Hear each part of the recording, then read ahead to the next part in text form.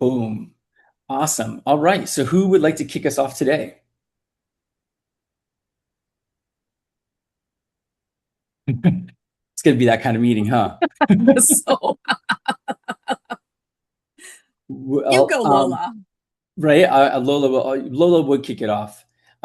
So I will jump in. So what I do is when I go through these, I just find out quotes that like kind of really stick out to me. So there were a few quotes that I wrote down that really kind of stood out and really for the remainder of the book. I really like this book.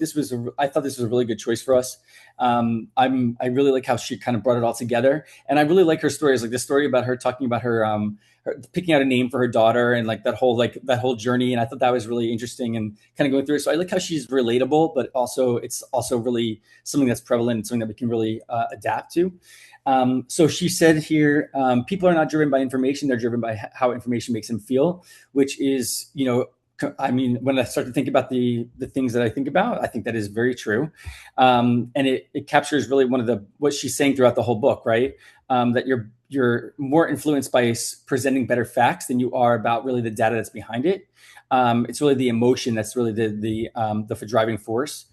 And then I love when she said, the illusion of control can be as powerful as control itself. So this also is, people can perform better. They can kind of go longer. They experience less stress when they believe they have some kind of influence over the outcomes. And so I thought that was kind of an interesting way to take on it, because when I started thinking about that, it was really more or less in in college, or really in corporate America. Really, I think that really relates to the most, where people think that they have a powerful. They think power is the motivator, and so she kind of really talks about that a lot in there. Um, and then the other one that I really like that she put in here, where are my notes here? Hey, Arlene. Um, let's see. I decided to use what you guys are, Rhonda, were talking about, like to put your notes onto a notepad. And now that I did that, I can't ever access them. Okay, people are more receptive to information when it aligns with their hopes and goals. So, leaders can think about this too, right? Right? Because I used to get one-to-ones all the time, and they never really were adapting to me. So it was kind of like just an overarching one-to-one that they used to give to everybody, as opposed to having something that was more dedicated to me and where my hopes, my dreams were going, and all that kind of fun stuff is as per my goals. And I think that can be true for LifeWave as well, in or out, right? Depending on how you look at it and what each person that you meet with is kind of looking for, what their goals are different. Some people are looking to make money. Some people are looking to do more about bettering their health and people around them. So there's a lot of different outcomes that people are looking to get. So I think that can be something that can help the conversations move forward. And then the belief of that tomorrow can be better than today is often what keeps us moving forward. And I think that's just an obvious one, right? So that for me, I think is something that it just has to get better, right? So, and it will get better kind of thing. Even if it's not bad, I still will get better.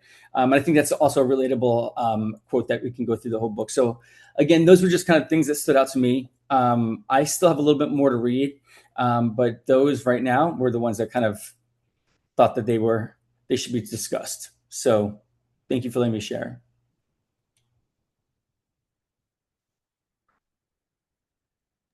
Okay, I'll Crickets. go. I'll go next. Let's just keep it rolling. I have a few pages left of the book, too, but there is three key things that stood out to me. Was first the iPhone and their daughter. And when she had all this option of toys, she went right for the iPhone because she saw that her parents had valued that. And I think that actions always speak louder than words. Like she would never understand what the iPhone meant to her parents, but because it was always in their hand, they always grabbed it. You're going out of the house.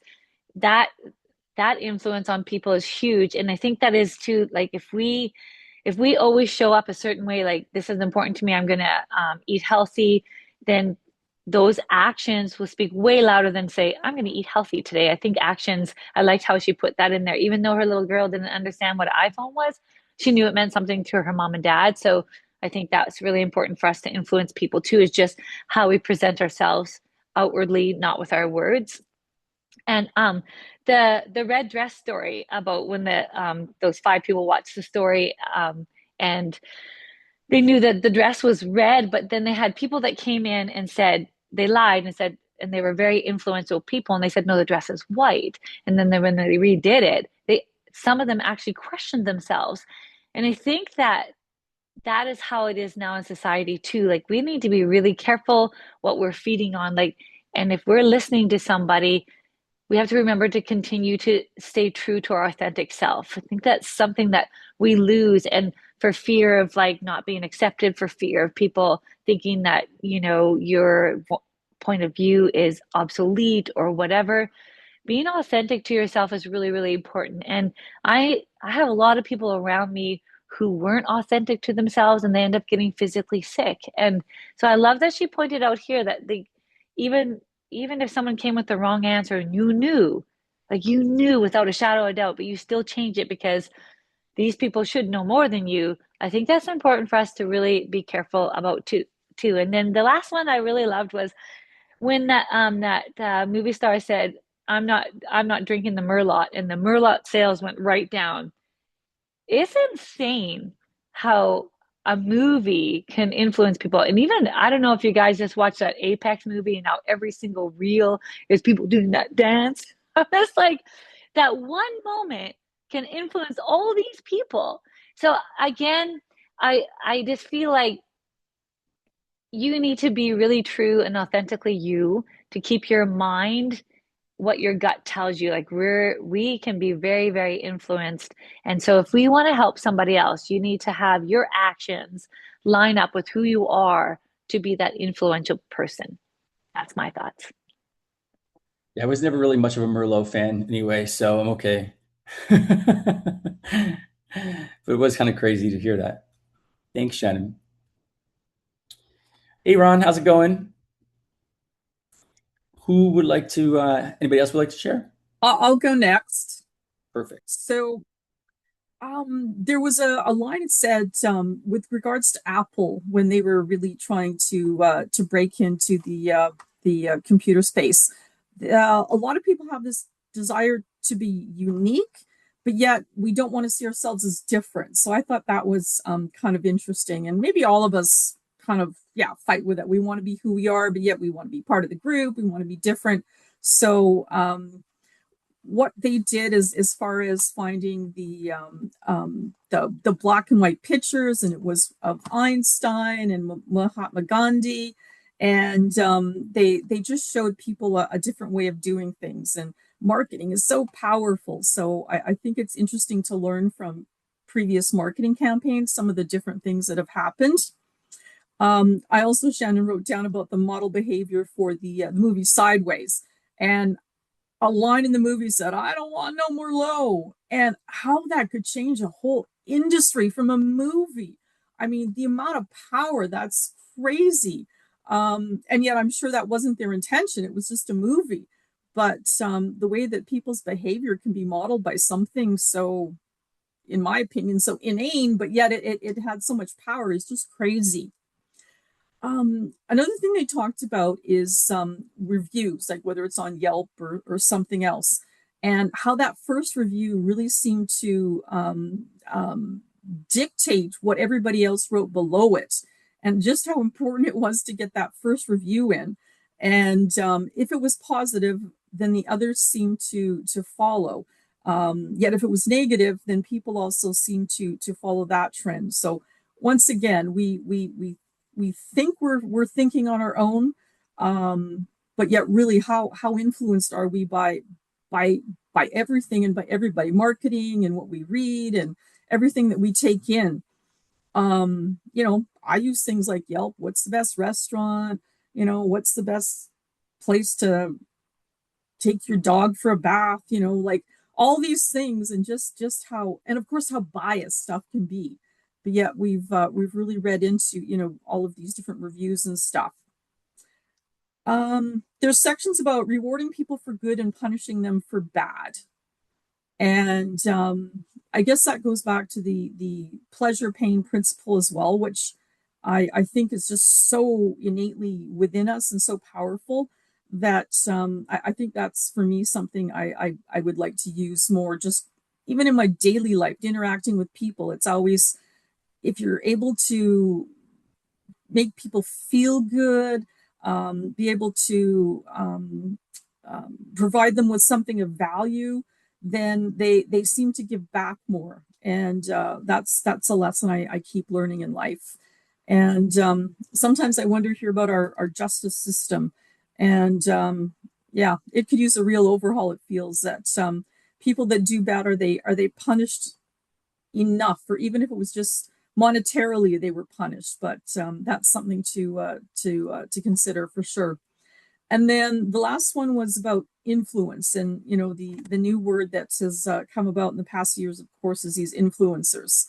And people can self-describe them as an influencer, but just how much others follow these people and the things that they do. And um, yeah, it's still kind of new to me that yeah, people just put so much trust and value in what someone who just comes up without any. They talked about a doctor. If you have a medical condition and you want an opinion, probably going to a bunch of people and getting an opinion is not really going to be helpful. You want to go to the doctor who's going to give you that opinion, because that's their specialty and that's what they do. And then that opinion is going to hold more wealth. So I found that very interesting. I did finish the book. I found this last section, it dragged a little bit for me, but overall, I enjoyed the book. And yeah, look forward to the next one.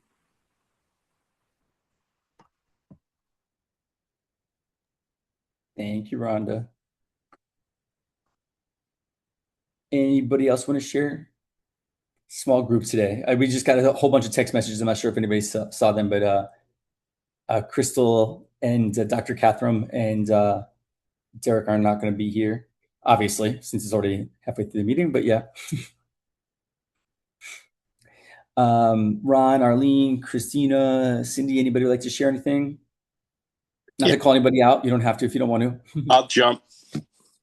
I mean, the third, I agree with Rhonda, kind of where it got kind of exciting and scintillating. It kind of dropped off a bit, which is fine. I mean, it's not all about happiness here. We're trying to learn something and expand our minds and our spirits and our growth. One of the things in terms of the marketing piece is that in Apple's marketing, one of the things that they did, and I've said this before, with the advent of the iPhone, when they were moving towards, the whole vision was to eclipse the RIM product, the BlackBerry. Steve Jobs' whole idea was to create, without all the details, was to create a paradigm shift. And we, during the first 10 years, roughly, of the 21st century, had a massive amounts of paradigm shift. We had the advent of the iPhone. We had the advent of the iPad. We had the advent of, and I'm not an Apple representative here, but I do use their products. You had both bifurcating in terms of technology, the internet operating system and the operating system being your desktop, your laptop, your iOS is your phone, your tablet, what have you, on that side. And so back to the iOS, what the paradigm shift was instead of the visual look of the device, the appliance itself, they didn't use a Quetry plastic board or a plastic faceplate over the phone. He wanted something so radically different in terms of the glass, and he went to Corning glass to get that done. And it took them all and all the engineers about 6 months to get that done. So what's happened is that no longer when Arlene wants to call me, if I don't want to take that call and I'm talking to Rhonda, I have the visual voicemail. Now I actually have a paradigm shift where I could be talking to Rhonda and Arlene is calling, and I can actually see what Arlene is saying to me in her voicemail or as she's leaving dynamically. So there's these massive amounts of paradigm shifts that have gone on, and we're living inside of that that's what struck me as in terms of reading this book. These paradigm shifts are creating a cultural change, just like I don't need any stinking Merlot. We and people just walk that direction. They go through that door, so to speak, and Merlot sales drop. Someone says something on Instagram, and that in and of itself creates some major buzz. This is now a cultural, I don't know if it's phenomenon, but it is something worth noting that this is part of our new society. It's not something that is news, so to speak, but it can be news. But a lot of times it's not. It's what is being jammed into this cultural sphere for us to view. And whether we have an opinion about it or not is beside the point. It's about the influence of the mind and where cultural and societal, I guess, norms, the ways to think about things, it's like a group think almost, if you're really subscribing to it. So that was one aspect of the paradigm shift. The paradigm shifts are actually moving with, as we see it, we've lived through it over the last 25 years or so. We're now living in a whole new age where it's not about eyeball technology, ear technology. Now it's more thought technology with the advent of AI and how AI is reshaping how we do our work, how corporations are doing their work, and so forth. And in terms of this level of influence, I'm from I don't want to say a different generation. I don't want to date myself here, but kind of being the senior statesman as I look out the window. But anyway, back to the camera. I just see it as, we have to pick and choose our point, our pain, and our poison, and our pleasure. Um, it, it, I, I'm just of the particular framework where I pause and I look at things and I say, is that really the direction I want to go? Is that really how I want to think?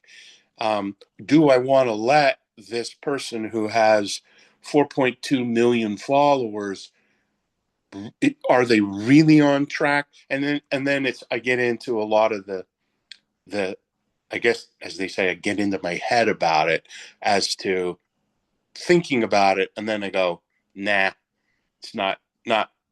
But I just block it. So there's certain levels of influence I think that we have, and that we have on us truly. But I also believe that we're in a place where we have to be extremely mindful. So I don't want to be on a soapbox, but I believe that's an element of, I guess, my truth in how we view this. Overall, I think it was really a fabulous book. I got a lot out of it, and it's a keeper.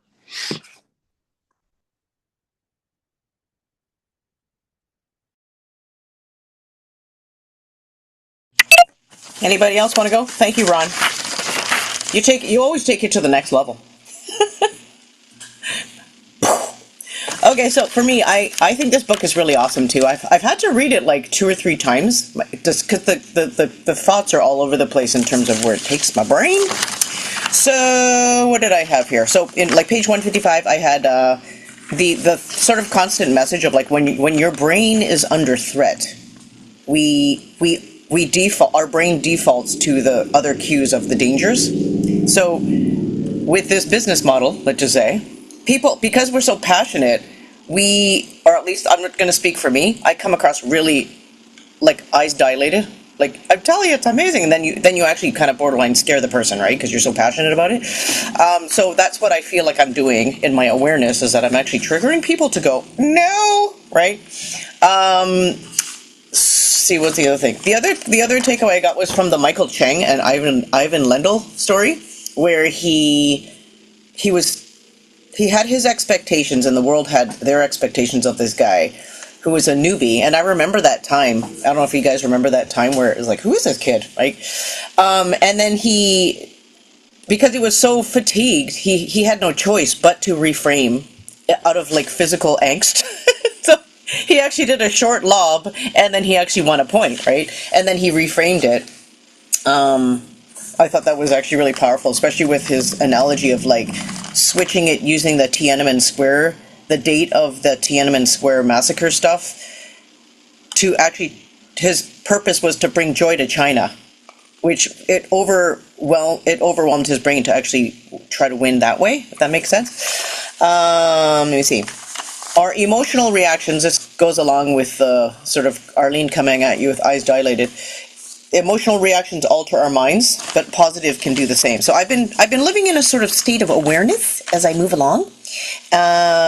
Critical component is the mental state of the receiver, which that is interesting. So, they always say, put yourself in the shoes of match a person where they're at, kind of thing in this business model. Let's see. And then the section about expectations with that study in 2010 about the parents when they chose the name of their kid, and 1 in 5 parents regretted the name they gave their child.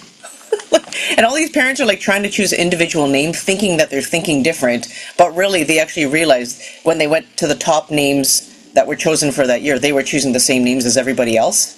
So that influence in terms of what society put upon this couple, or the author,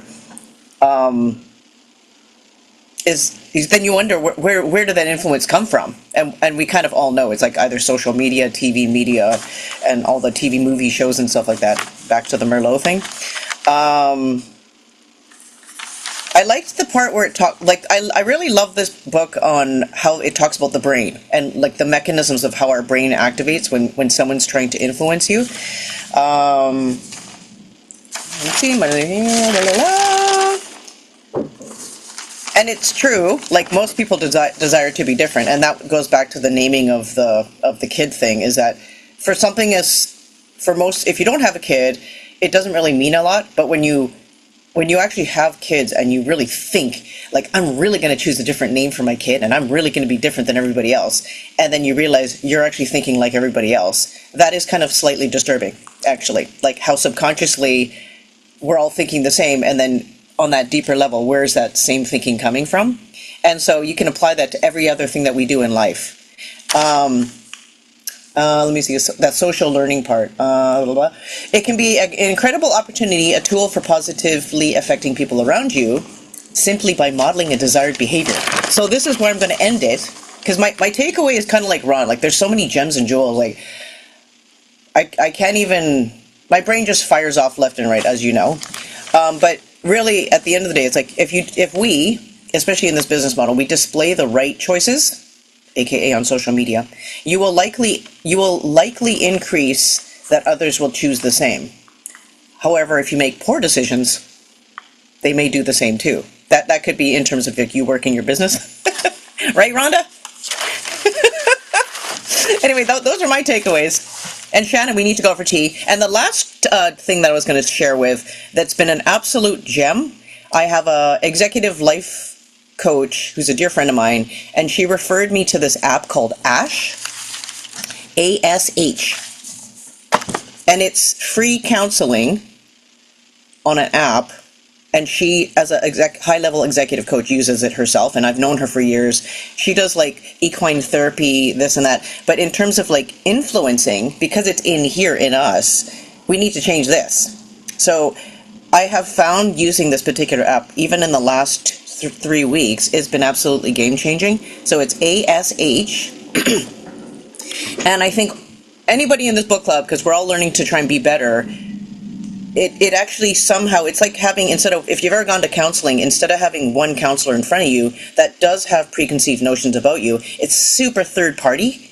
And it's like having 1,000 professional counselors that take your thing very neutrally, and they kind of give you the explanations of why you're thinking this way and all that kind of stuff. So it's really, really amazing. So aside from the book club, which is the community and amazingness we have here, that's a really powerful gift that she gave me that I wanted to share with you guys. So it's ASH. I hear you're gonna love it. So you either get a letter, like 1 letter a day, or you can go to the bottom right box and you can just talk to it like AI into whatever you're going through. And it's free. It's saved me thousands of dollars, though. So there you go.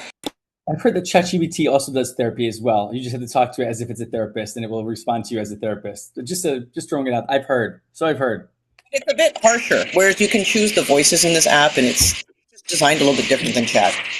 Very cool. Very cool. Awesome. Well, I think everybody has shared. I'm not sure, Cindy, if you wanted to share this week or not. But one thing I just wanted to make sure, because some of you weren't here when I had said it before, was I put the next book in chat. I'll put it in the text message as well, just so everybody has time to get it, since this was pretty much the end of this book. And then whoever wants to share anything, I guess next week we can also go over that as well. Lola should be back next week, so things will be back to order. So we should be good. But in the meantime, if nobody has anything, then I will say thank you, everybody, for your time and for joining book club. And you guys have a great week. Great job. Thanks, everybody. Bye-bye. Bye, everybody. Have a good one.